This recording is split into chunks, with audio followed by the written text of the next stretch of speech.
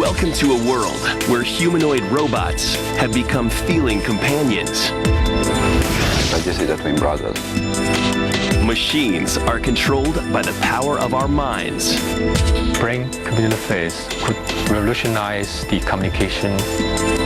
And telepresence is part of our everyday lives. It's not a science fiction movie. It's the future of communications. You'll be more impressed. You'll be more amazed. In Asia, the race is on to create the ultimate global village. As Taiwan, Singapore, Korea, and Japan battle it out to produce the most life-changing technology, we ask ourselves, can we have too much of a good thing? Technology is great because it gives us options, but is it too much? Hang up your phones and shut down your computers because we're going on a journey into the future.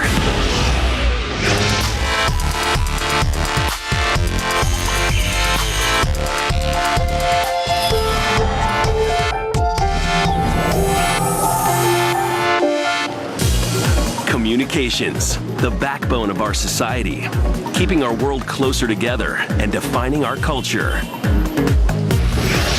I think technology is important because it expands possibilities, it expands options. From smoke signals to pigeons, and telegraphs to telephones, communication technology is constantly advancing to keep up with our ever-evolving society. The question is, which one of Asia's superpowers will give us the next big thing? It won't be an easy fight. Even technology is limited by physical impossibilities. We can't teleport across the world and hang out with the rich and famous. Or can we?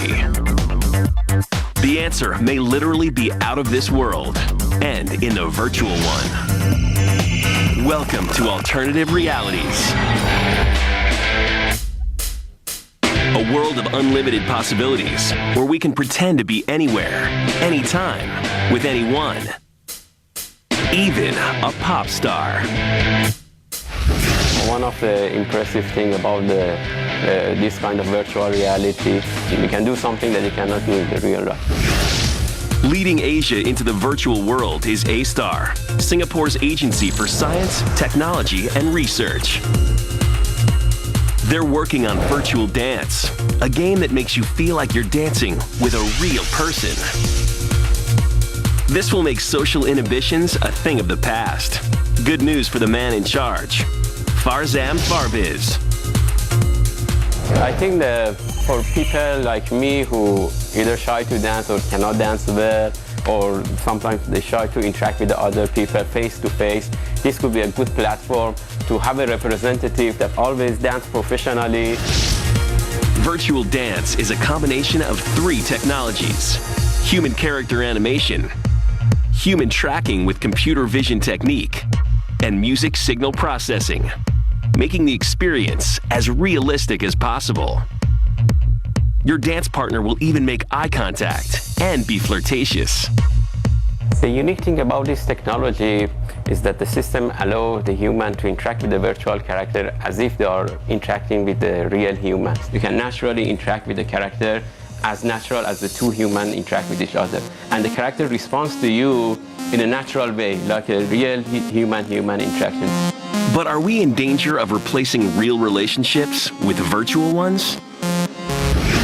Sociologist Catalina Koopmans and Darren Wong, senior editor of Stuff magazine, tell us how future innovations could affect society as we know it. We do, of course, see situations where virtual companionship is used as a replacement.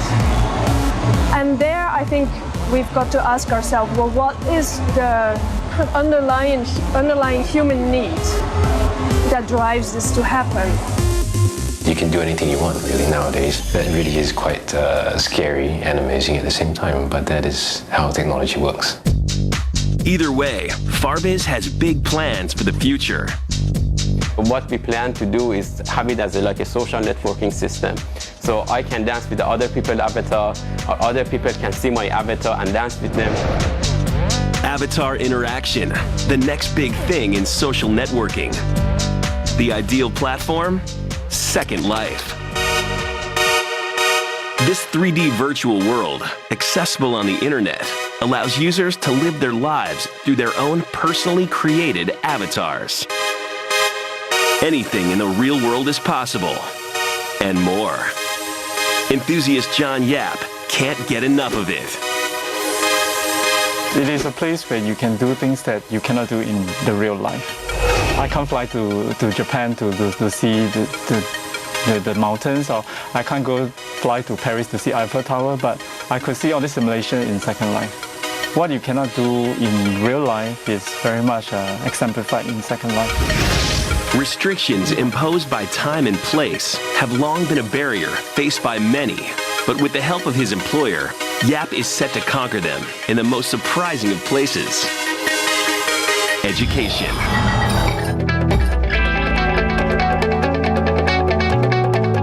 The National University of Singapore is using Second Life as a virtual classroom, allowing students to experience what would otherwise be impossible.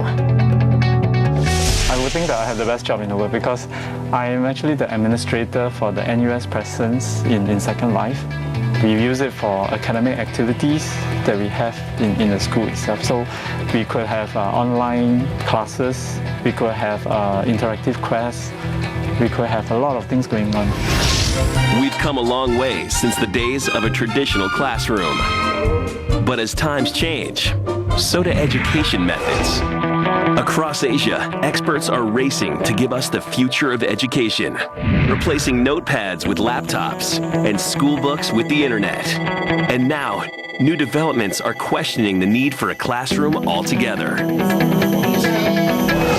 We think that education should not just be confined to the classrooms. We think education can be done anytime, anywhere, any place, beyond the classrooms. Making this possible is the EdVantage, a location-independent laptop developed by two of Singapore's key organizations, iCell Network and the Infocom Development Authority. I think definitely it's very good for the kids because they don't just see it from one angle, a static textbooks, but they see it in a real-life context. The laptop has a built-in scanner, allowing students to access real-time information via barcodes. Singapore's Sungai Buloh Nature Park is participating in the venture. When a barcode is scanned, information about what students are seeing will appear on screen. It is a bit more immersive. Our student can relate from what they study in the textbooks to a physical locations. But are we taking it too far? Are we witnessing the death of the classroom? And is it really necessary? There's something to say for having a place and a time dedicated to learning and education, and having other places and times not dedicated to that. So I think the danger also with emphasizing too much technology in the educational curriculum is, as with anything, ultimately you've got to wonder what you want the kids to learn. New education methods mean brand new interfaces. Typing on a keyboard has become a thing of the past, and the result is speedier access to information wherever you are. Interfaces will be the next, frontier, because the real barriers towards communication is not the network, but it's how we access the network. Also competing hard are scientists in Japan who are using interfaces to conquer one of communication's biggest barriers: language. He said that there are 6,000 languages in the world, and we want to communicate with those people in person. That's my dream, yes. At Japan's National Institute of Information and Communications Technology, Satoshi Nakamura has developed Voicedra, a speech-to-speech translation system that works in real time via a smartphone. This is the very challenging speech translation network service. Speech translation is a speech input, online real-time communication tool, which is a little bit different from the text translation on the website. 谢谢。ありがとう。 From real-time language in Japan to real-time information in Singapore, where A-Star have developed Snap to Tell, an application that will send information to your phone every time you take a photograph of a popular attraction. Snap to Tell is a mobile application which we use the image captured by the mobile phone. And the picture is sent to the server, and the server will return relevant information. Snap to Tell will be a valuable educational tool, not just for students, but for anyone who has a mobile phone. Almost everyone have a mobile phone. So if this application on the phone, it will be very convenient for everybody. Convenient only thanks to the evolution of everyone's favorite gadget. The mobile phone has come a long way since the brick of the 1980s. Only the smartphone can support today's many applications, and it wouldn't have been possible without one thing: convergence. Multiple technologies converge into one product for the end user. This means smaller, more portable machines that will facilitate our access to different communication uses on one device. The smartphone is a classic example. It's really about the power of computing in people's pocket, empowering them to communicate in more natural and more, I would say, in a richer way. But convergence means more data to manage on one device. The question is the smartphone smart enough to handle it?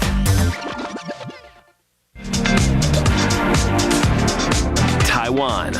Horace Luke, Chief Innovations Officer at smartphone giant HTC, is doing everything he can to lead Asia through the smartphone revolution.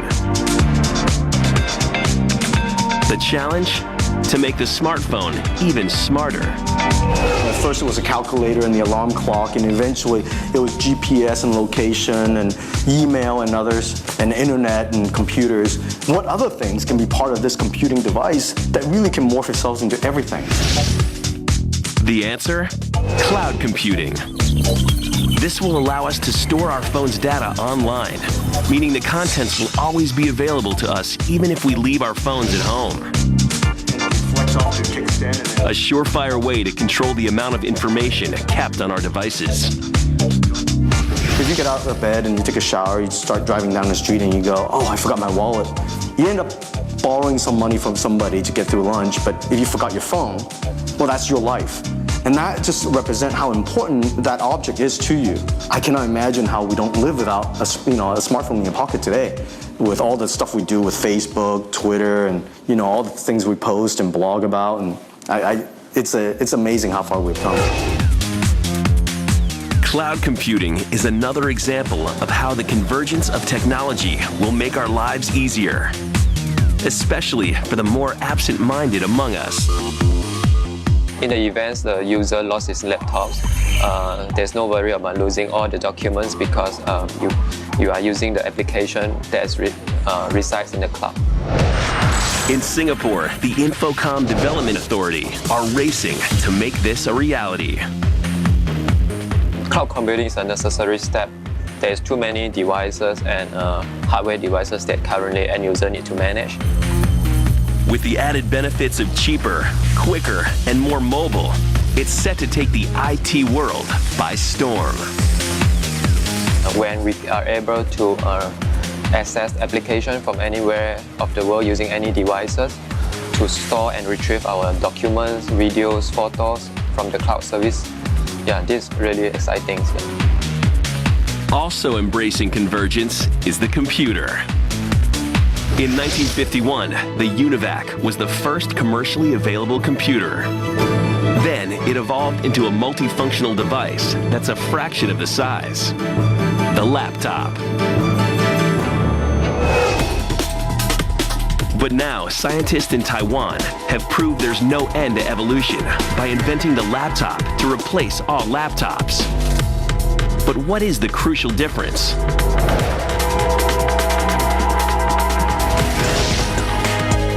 AUO's J.J. Chang dreams of clean energy and a greener future for his family.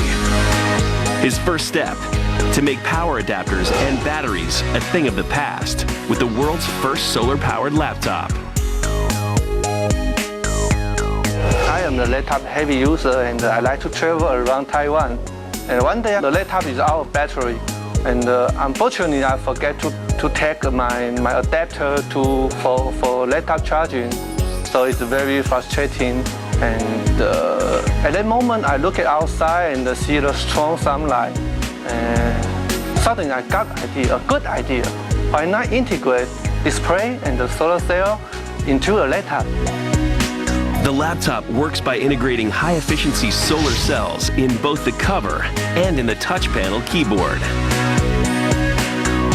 The most important is we develop the transparent touch keyboard combined with solar cell. We call it solar keyboard sandwich to gain more solar power capacity.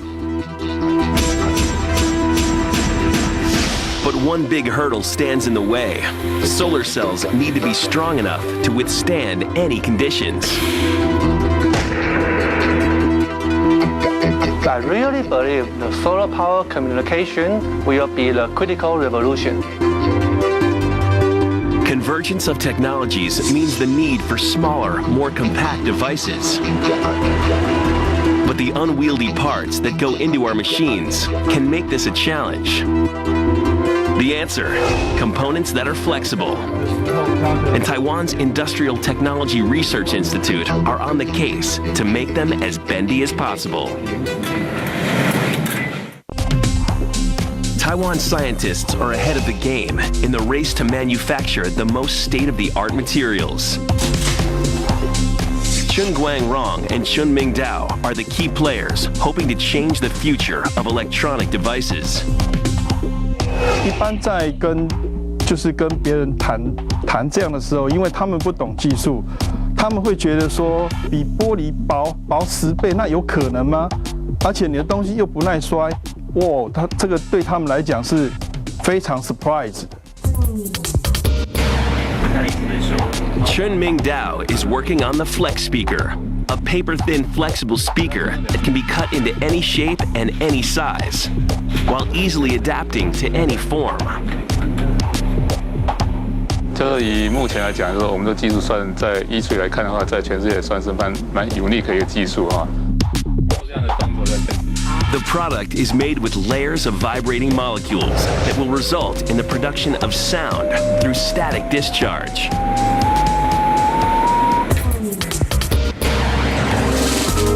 And in another lab, Chun Guangrong works on e-paper, an electronic display designed to mimic the appearance of ink on paper.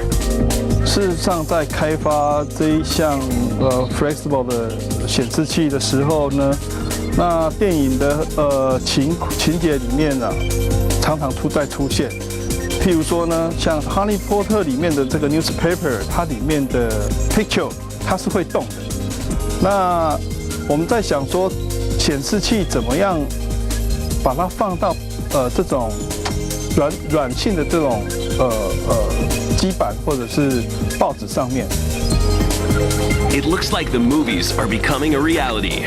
Many would find it hard to believe, but Chun thinks that anything is possible. 当然，大部分人都抱持的有很大的疑问在这边。但是呢，做技术的人呢，不能够因为这样子而浇熄你的一个 dream， 一个信心在那边。所以，我们还是抱持着很有坚定的意念去开发这样的技术。Unfazed dreams is the trend across Asia in the race to revolutionize communications, and this next technology is no exception.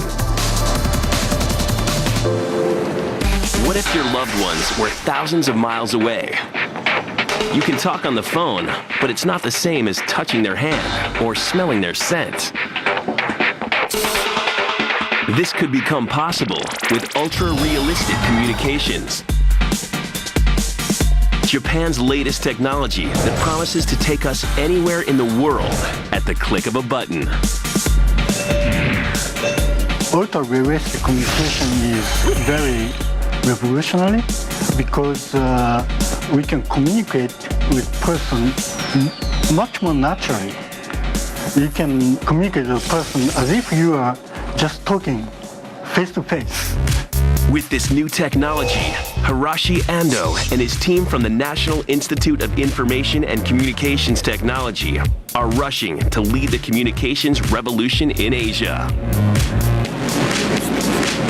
People have been working on virtual reality technology, but ultra-realistic communication technology is a little bit more than that because we want to use real images.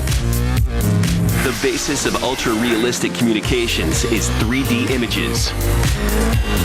Once the first step of glasses-free 3D was perfected, the team could start work on a tabletop 3D display, and ultimately a 3D image that you can touch, hear, and smell. Ando's colleague, Shinsuke Yoshida, has had the difficult task of working out how to create a moving 3D image that can be viewed from any angle on an empty tabletop. でこれまでにもいろいろと360度から見える立体ディスプレイっていうのはあったんですけれども、それまでの装置っていうのは机の上にシリンダーのような大きな装置が必要だったんですね。でこちらの装置っていうのはそういう机の上に何もない状態で立体映像を出すことができますので。That means that everything has to be inside the table. テーブルの下には円錐状のスクリーンとたくさんのプロジェクターが並べられています。でこのたくさんのプロジェクターを円錐型のスクリーンに投影することによって360度いろんな方向から見た立体映像というのを作成することができています。The display uses 103 individual pocket projector engines. Pretty impressive, considering that a standard 3D TV simply has two, one for the left eye and one for the right. But there's still a long way to go. 現在のところ、まだ解像度が少ないですとかちょっと輝度が少ないというところがあるんですけれども、将来的にはこの解像度ですとか、見え方みたいなものをきれいにしていくというのが一つの課題になっています。NICT predicts this could be possible in as little as 10 years, and the possibilities would be endless. 大きくして作ることができればサッカースタジアムのフィールド全体をこちらの仕組みで作ってやると、立体的なサッカー中継を、本物のフィールドの上で体験することができるというようなこともできる。This promise will not only put Japan in the lead of all ultra-realistic developments, but also in future bids to host the FIFA World Cup. But in order to stay ahead, scientists need to be constantly thinking of the next big thing. What could make this experience even more realistic? At NICT in Japan, scientists are working around the clock to give the world the ultimate in ultra-realistic communications. The next big thing is 3D that you can touch, hear, and even smell with a multi-sensory 3D system. I think multi-sensory communication is ultimate interface because in this real world you can not only communicate with the person visually, but you also hear the sound and you shake hands with persons and you can share the smell of the flowers. These are the elements that will make ultra-realistic communications possible and the magic of telepresence just around the corner. おじいちゃん久しぶり。おー、有田さん久しぶりだね。元気してた？ In the future, we want to communicate with a person in a remote place like grandparents or children. Right now, there are many old people just living alone. They are lonely maybe, but in the future, we can communicate very closely. ultra-realistic communications could change the way we interact forever. But how will this affect society as we know it? And I think, we shouldn't underestimate our desire to have bodily experiences, because face-to-face interaction is so much richer, it cannot even compare. But Ando insists this is the next big thing for communications. With ultra-realistic communication, you'll be more impressed, you'll be more amazed, you'll be more astonished. This is just one example of how experts around Asia are battling to close the gap between technology and humans. Another approach is by humanizing technology, giving machines human qualities so they can truly fulfill what it means to communicate. The humanization of technology means that technology becomes easier to relate to, either because it takes on a more human form or because it seems to fit more seamlessly with the way we interact with others. Scientists from Singapore and Korea believe that computers can enhance our mental and physical capabilities with brain-computer interface, and they're racing to perfect it. BCI is a direct communication pathway between a brain and an external device, allowing a person to manipulate a computer or machine with mere thought. This holds the promise to return normal functionality to the physically impaired. The next closest thing to a miracle? A-Star's Guan Chuntai says yes. In my view, brain-computer interface could revolutionize the communication by bridge the gap between all the people. So for everyone to communicate, for healthy and for disabled to communicate with outside world. The technology works by capturing brainwaves via a cap worn on the head. The computer then translates these brainwaves into a command. This is a really amazing area. I was involved more than 7 years ago. Really fascinated by all the progress. We are very happy, very proud with the work we are doing. I am very confident in the next few years, 3 years to 5 years, there will be a product easily deployable and low cost for people with disability. And one day, Chuntai hopes to put electrodes directly inside the brain, making the signals permanent, faster, and more accurate, without the need for a cap. Most people, if you think of this technology 30, 40 years ago, of course people it's possible, but in movie, in fictions. But in real life, I don't think people will think that's the reality. It doesn't end there. South Korea have applied the concept to androids. Korea's Advanced Institute of Science Technology have developed brain-robot interface. 왜냐하면 제가 굉장히 게을러서 제 생각만으로 모든 걸 그냥 생각해서 모든 걸 모든 걸 할 수 있었으면 좋겠다고 생각했기 때문입니다. 한 친구가 저한테 제가 지금 이런 연구를 하고 있다고 말을 했더니 다들 되게 신기해하고요. 그런데 아직 뭐 이런 걸 진짜 할 수 있냐 뭐 이런 식으로 물어보기도 하고. The answer is yes. The robot will move any way the user wants. If the user thinks left, the robot moves left. If the user thinks right, you guessed it, the robot will move to the right. 초기의 브레인 컴퓨터 인터페이스들은 간단한 휠체어나 아니면 모바일 로봇 혹은 간단한 로봇들을 이용해서 움직임들을 제한하려고 노력했었는데요. 최근 들어서 휴머노이드 로봇들이 개발되고 있고 특히 예를 들어서 저희 카이스트에서 개발하고 있는 휴모나 기타 휴머노이드 로봇들이 발전하면서 브레인 컴퓨터 인터페이스를 통해서 좀 더 복잡하고 다양한 행동들을 묘사하고 싶었고요. 이 연구는 걸을 수 있는 휴머노이드 로봇을 이용해서 자기가 원하는 위치까지 그 휴머노이드 로봇을 움직일 수 있게 만들어주는 시스템입니다. This technology is still in very early stages and is yet to be approved. But when it is, there will be no limit to the applications.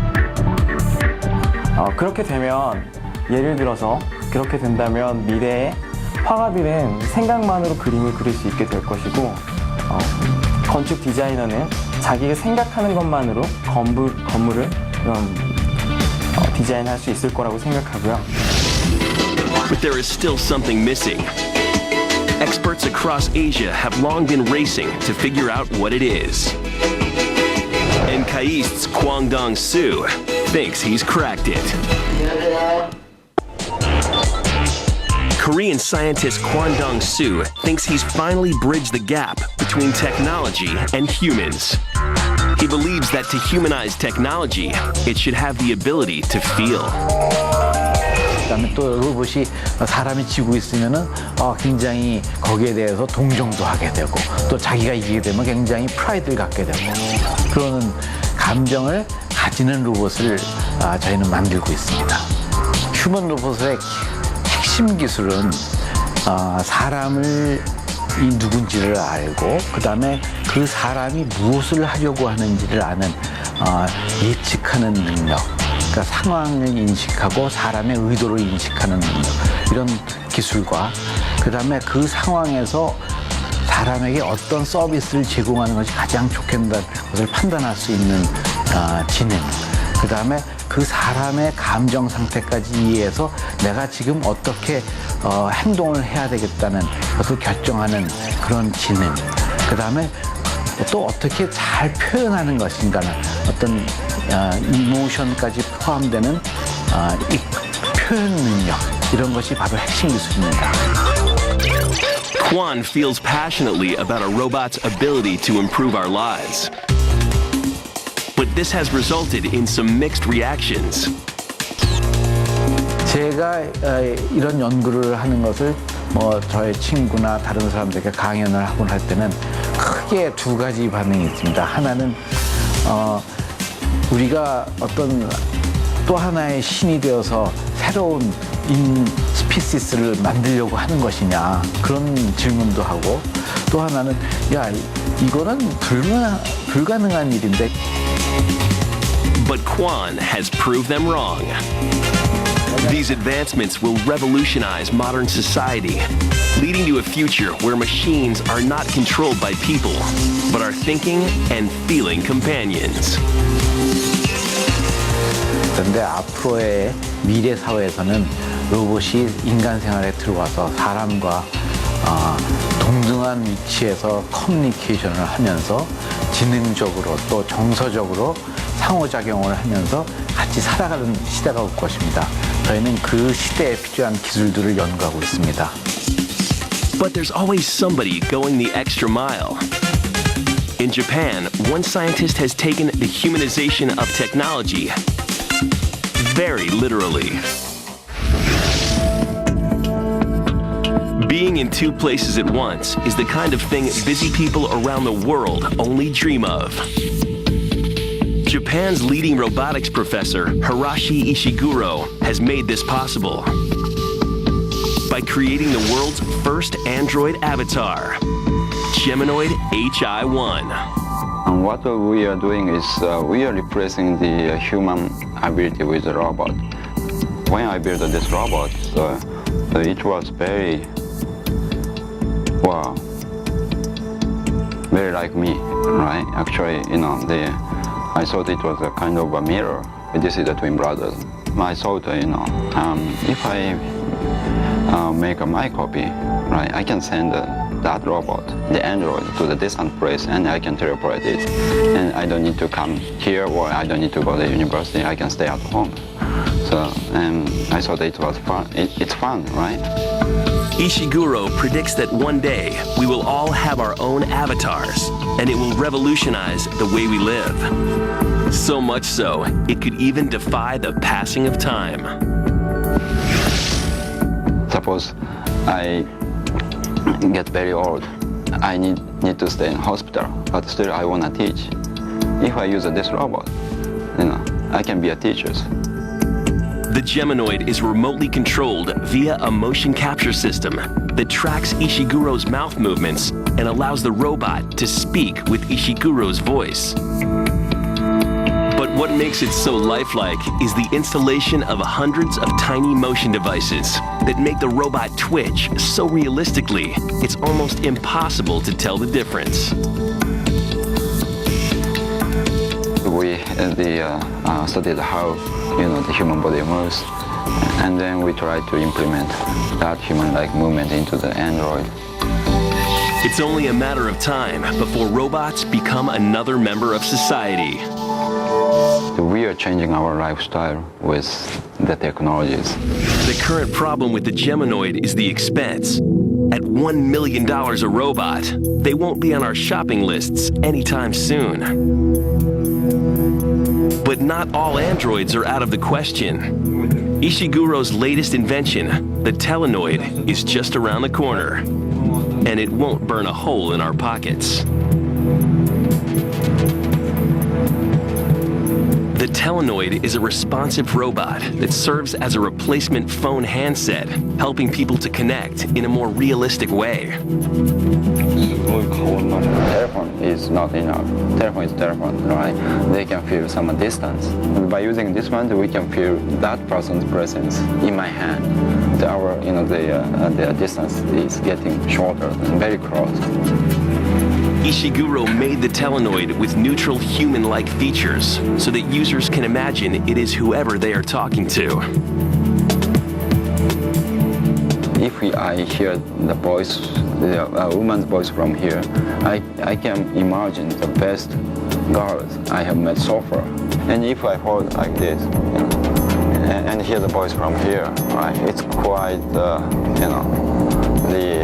realistic. Right, I can some feeling to hold her body. So that kind of imagination is quite important. The Telenoid is tested on some elderly locals to see their reaction to communicating via an android. 昔、自分の子供を抱いてる時を思い出すわ。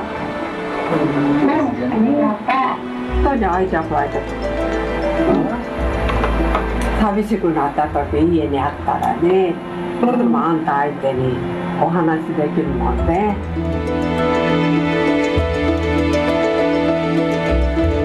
But will the Telenoid ever be as good as face-to-face communication? Ishiguro thinks it could be better. Sometimes this is better than the face-to-face communications, right? So you don't need to make up, and you don't need to put the nice dress. In a future of such advanced communication, only one thing has the potential to make it all possible. And that one thing is about to undergo a massive transformation. New communication tools promise to revolutionize the way we interact with each other. The one key element that's allowed this to happen? The internet. But despite its breakthroughs, the internet has its limitations. You can't have all this wonderful communication, this face-to-face video without the high-speed network to support it. Singapore and Taiwan are racing to find out what could be achieved with an internet beyond boundaries. In Singapore, iCell and IDA are combining forces to offer next-generation broadband, a nationwide network that will replace all wires with ultra-high-speed fibers, tripling broadband speed and enhancing wireless connectivity. The new generation of wireless broadband will be different because with this fiber network connecting to all the locations, it enables us to put in the very high-speed wireless connectivity. For example, if your backhaul is already 1 Gbps, we can connect speeds up to 300 Mbps. For example, if for a regular movie now, you might take up to 30 minutes to an hour to download a movie. We expect you to be able to stream a movie in just under a minute. This kind of bandwidth is what will make the future of communications possible and our lives more convenient. Long-distance business meetings will become more interactive. Medical services will be faster and location independent. And soon, every item we own will be connected to the internet. Even your home fridge are going to be connected to the internet, where it will be able to send us signals to your grocery stores if you're running low on, for example, your milk. And even recommend what to cook for dinner. It recommends me the chicken salad and also the recipe and time to cook. So you don't have to search for the internet itself every time. You can use it very conveniently. With this next generation of wireless broadband network, new generation of users want to be connected wherever they go. And they can do this anytime, any place, and anyhow. In the quest for an internet beyond boundaries, anytime, any place, and anyhow is the holy grail. Elsewhere in Asia, the race to achieve it is equally fierce. In Taiwan, experts are promising internet so powerful, it could provide access to unimaginable places. eTree, Taiwan's largest government-funded research institution and a key player in the latest in wireless broadband. WiMAX. Wi-Fi has high speed, okay, but no mobility, right?